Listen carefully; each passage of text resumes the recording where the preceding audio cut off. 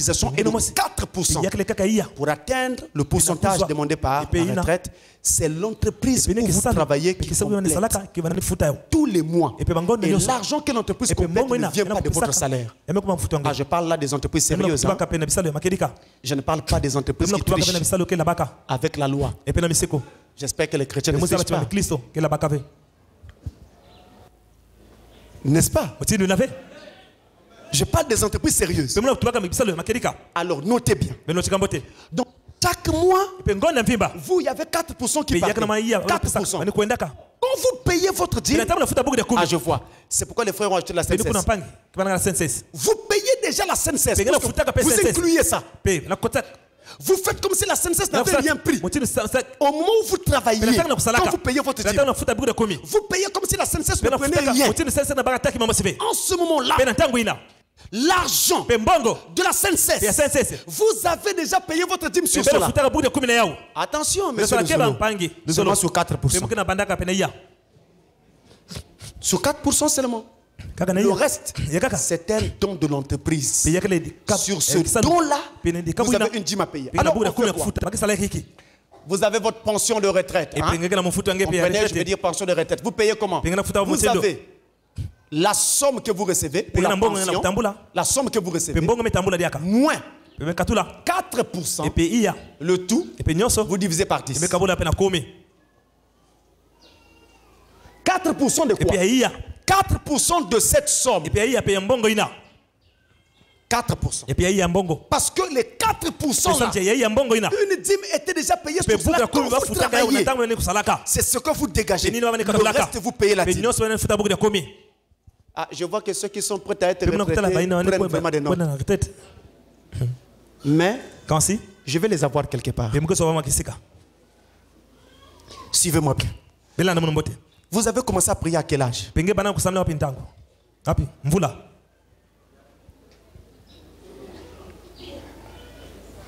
Très en retard. En tout cas, je suis sûr que ce n'est pas quand vous aviez 1 an. Parfois, vous travaillez déjà. Et en ce temps-là, vous viviez comme vous voulez. Vous êtes un jeune premier. Vous êtes acheté un Solex. Cravate, veste, toutes les femmes étaient pour vous. Vous ne priez pas en ce temps-là. Donc vous avez dilapidé l'argent. Beaucoup de mois. Les années sont écoulées. Vous ne payez pas une quelconque dîme. Vous avez commencé à payer la dîme de 4% quand vous vous êtes converti. Maintenant, toutes les années qui sont passées là, vous voulez dire à Dieu, Seigneur, ça compte pas. On compte à partir de ma conversion. Non. Abraham payait la dîme avant même qu'il ne soit converti. Alors je vous donne un conseil simple. Là, ce n'est plus l'écriture. Là, c'est un conseil. Je vous conseille de ne pas tenir compte des 4%. Payez votre dîme sur toute la somme. Parce que tout ce que vous devez à Dieu ne peut pas être évalué. C'est pas si vous comprenez. Maintenant, si vous voulez faire un respect très scrupuleux des règles, vous enlevez les 4%. Parce que ce que je viens de dire, c'est un conseil que je viens de donner, de bon sens. Parce que toutes les années que vous avez brûlé, où vous ne priez pas, que faisiez-vous? Vous comprenez? Voilà pour la dîme. Je passe très rapidement. L'offrande ordinaire. S'il vous plaît. Permettez-moi de vous dire ces choses très rapidement. Je ne m'arrête plus. Je vais juste vous donner les passages pour que vous les regardiez. Vous voyez, chaque fin du culte, quand vous sortez, là-bas il y a un panier où vous mettez des offrandes. Il vous est parfois arrivé de vous poser la question pourquoi? Il faut des preuves bibliques. Alors, cette offrande ordinaire, vous la trouvez dans Deutéronome chapitre 16, verset 16, où il est dit, je reprends, Deutéronome 16, verset 16, où il est dit, personne ne doit se présenter devant Dieu les mains vides. On ne peut pas participer à un culte sans avoir une offrande à donner. Le montant n'a pas d'importance. Même 1 franc, Dieu va l'accepter. Pourvu que ça vienne d'un cœur plein d'amour. C'est l'amour qui compte. Et vous avez également Marc 12, versets 41 à 44. Ça, c'est pour l'offrande ordinaire. Nous l'appelons ordinaire d'après le terme actuel. Mais voilà les passages qui sous-tendent cela. Marc 12, Jésus finit de prêcher. Et les gens passaient pour mettre l'offrande. C'est là où on parle de l'obol de la veuve. C'est là. L'offrande de construction, ça c'est notre type d'offrande que nous faisons. Et c'est d'ailleurs à cela que frère Paul nous a soumis avec son équipe. N'est-ce pas frère Paul? C'est ce que nous faisons maintenant avec frère Paul. C'est une offrande de construction. Ça va servir à quoi? À la construction de l'église. C'est ce que cela veut dire. Alors vous avez des exemples dans la Bible. Exode 25, verset 1 à 9. Exode 25, verset 1 à 9. Et là-bas dehors, on me suit. On parle de la construction du tabernacle de Moïse. Allez lire à la maison. Voyez les offrandes qui ont été faites. Nous avons 1 Chronique 29. Tout le chapitre. Tout le chapitre. Mais vous pouvez prendre du verset 1 au verset 9. Là, on parle de la construction du temple de Salomon. Vous verrez les offrandes qui ont été faites. Ensuite, nous avons un autre passage.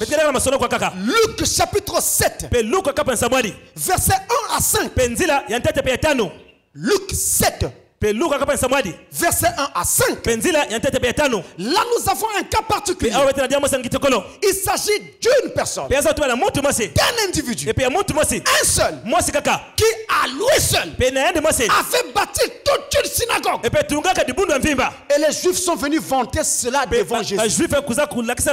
Et Jésus n'avait jamais réprimandé cela. À lui seul, il a fait pour son Dieu.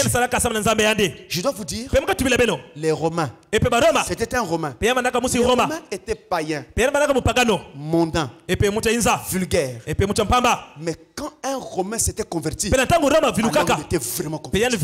C'est comme ça que ça se passait. Ils étaient méchants, violents, vulgaires, sensuels, parce qu'ils aimaient vraiment la femme. Mais quand vous voyez un Romain converti, c'était fait. Alors c'était une réelle conversion. Le plus souvent, c'est le cas de ces centenaires. Vous voyez quelqu'un qui vient travailler à l'extérieur du royaume, en Juda, tout l'argent qu'il engrange, au lieu de tout envoyer à Rome, il dit non, je bâtis la synagogue. Il faut aimer. C'est Dieu qu'il venait d'embrasser pour faire ça. Ça, c'est pour l'offrande de construction. Vous avez ce que vous appelez ici à l'église les offrandes spéciales. L'offrande spéciale, c'est l'offrande que vous, de votre propre volonté et de votre propre cœur, vous donnez à votre pasteur. C'est vous-même. Personne ne vous demande quoi que ce soit. Personne ne vous impose quoi que ce soit. C'est vous-même. De votre propre volonté. Vous donnez à l'homme de Dieu pour le soutenir d'une façon ou d'une autre. Cette offrande peut se faire en argent. Cette offrande peut se faire en nature. C'est vous. Personne ne vous oblige. Et vous ne verrez jamais un jour ici où un administrateur viendrait pour faire un compte rendu des offrandes spéciales. Parce que personne ne vous le demande. Personne ne vous l'impose. Vous êtes libre. Vous ne le verrez jamais. Cette assemblée ne descendra pas jusque-là. Non, messieurs. C'est libre. Personne ne vous impose quoi que ce soit. C'est vous et votre Dieu. C'est vous et l'amour que vous avez pour votre Dieu. Et cette offrande d'amour, dans la Bible, ça s'appelait l'offrande de l'homme de Dieu. Aujourd'hui, vous l'appelez dans ce tabernacle offrande spéciale. Spéciale pour dire que cela n'a aucun compte avec les affaires de l'église. Cela est adressé directement au pasteur. C'est ce que cela veut dire. Vous avez donc 1 Samuel chapitre 9. Verset 7. Regardez cela à la maison. Et vous verrez que c'est toujours pratiqué. Depuis l'Ancien Testament d'ailleurs. 1 Samuel 9. Verset 7. 1 roi 13. Verset 7. Là-bas dehors ensuite très bien. Si vous manquez quelque chose, il suffit de faire signe en levant la main, je suivrai. 1 roi 13 verset 7. Et vous avez aussi 2 rois 8 verset 8. Et dans le Nouveau Testament, nous avons Galates 6 verset 6 à 8. Galates 6 verset 6 à 8. Et d'ailleurs le passage de Galates, si vous le lisez, vous allez vous rendre compte avec quel terme Paul parle. Paul dit, faites donc de tous vos biens à celui qui vous enseigne l'évangile. C'est grave. Ce sont les mots de Paul. Allez le lire chez vous. Dans votre Bible. Nous avons, j'ai cité 2 rois 8, verset 8. 2 rois 8, verset 8 également. Et Galates 6, verset 6 à 8. Il y a un autre passage que je voudrais quand même citer. C'est 2 rois 5, verset 15. L'offrande de Naaman, le Syrien, à l'homme de Dieu, le prophète, Élisée. Il avait refusé cela parce que Naaman était en train de donner ce don après la guérison qu'il avait obtenue. Or, les dons de Dieu sont gratuits. C'est pourquoi l'homme de Dieu dit non, je ne peux pas me faire payer. C'est gratuit. Il avait refusé à cause de cela. Mais le principe était courant dans l'Ancien et dans le Nouveau Testament. Nous avons l'offrande d'amour. L'offrande d'amour, ça, juste avant de terminer, ça s'appelle l'assistance destinée aux saints. L'assistance destinée aux saints. Ça peut être un saint ou plusieurs saints. C'est-à-dire un frère ou une sœur dans une difficulté. L'église n'a pas les moyens de l'aider financièrement. On annonce la chose à l'église et on fait une collecte pour ce cas-là. À la fin du culte, on appelle la personne, on lui remet l'argent de la collecte. Ça, c'est l'offrande d'amour. Ça peut être une personne, ça peut être une famille, ça peut être un groupe de personnes. Par exemple, s'il y a tout un quartier où il y a eu un sinistre, alors les frères qui vivent dans ce quartier-là ont des problèmes. Ils sont sinistrés. Nous pouvons faire une offrande d'amour pour tous les saints qui vivent le quartier sinistré, qui habitent dans le quartier sinistré. C'est l'offrande d'amour. Et vous avez 2 Corinthiens 8, verset 1 à 5. Vous avez l'offrande missionnaire.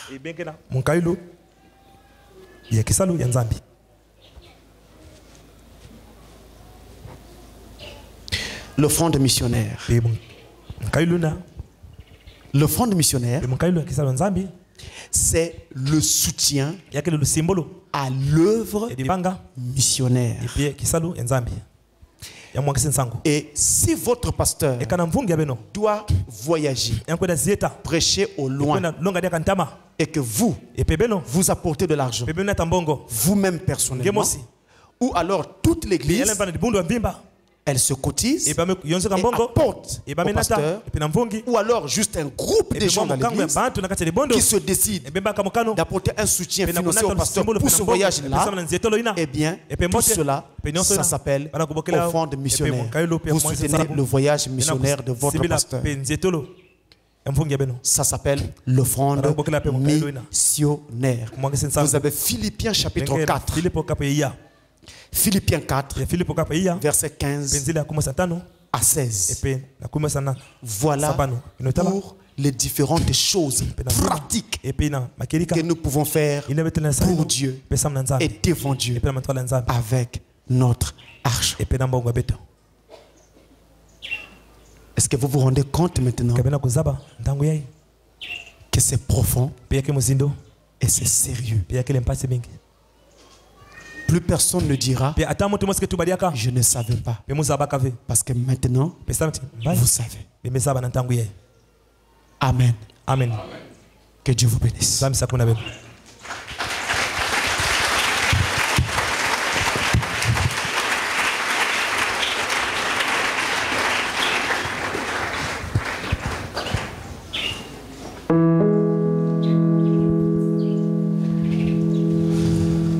Quelqu'un m'a demandé, même si nos dons n'influent pas sur Dieu, est-ce que nous pouvons le lui rappeler dans la prière? Oui, mais à une condition, c'est de lui rappeler l'amour qui vous animait quand vous faisiez ces choses. C'est tout. Lui rappeler l'amour qui vous animait quand vous faisiez don de tout ce que vous faisiez pour lui et pour son royaume. C'est très sérieux. Et je suis certain qu'il y a beaucoup qui ne sont pas en ordre ici. Avec toutes ces choses, avec tout ce que j'ai dit, nous avons peut-être pris beaucoup de temps, mais c'était vraiment important. Vraiment important. Alors que chacun, maintenant, face à sa propre conscience, regarde à Dieu maintenant. Face à sa propre conscience, chacun de vous, devant sa propre conscience, qu'il regarde à Dieu.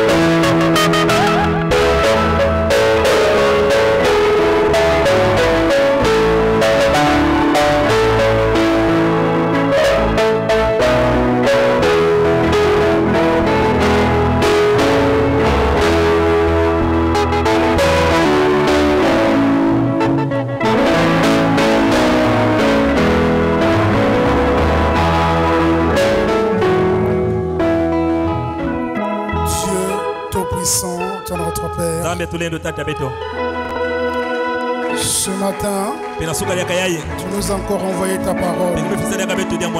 Seigneur, tu sais que si tu as parlé de la sorte, c'est parce que tu veux nous sortir de cette situation. Je prie, cher Père Céleste, comme tu l'as dit, que jamais homme ne nous a aimés comme tu nous as aimés. Regarde nos faiblesses. Pardonne ton peuple, Seigneur. Que cette parole qui est sortie, que la puissance puisse anéantir toutes les mauvaises volontés en nous, Seigneur. Et à partir de maintenant, donne à chacun la force, la grâce, la capacité de vivre ce que tu viens de dire. Car tu as dit, sans toi, nous ne pouvons rien, Seigneur. Et si tu as envoyé ta parole, c'est pour que nous puissions la vivre. Béni soit ton Saint-Nom, Seigneur. Accepte-nous cette présence maintenant. Bénis ton serviteur. N'oublie pas nos diacres et nos administrateurs. Et que chaque brebis du soleil couchant soit encourageux pour prendre Dieu au mot. Nous avons demandé cela au nom de Jésus-Christ. Amen. Amen.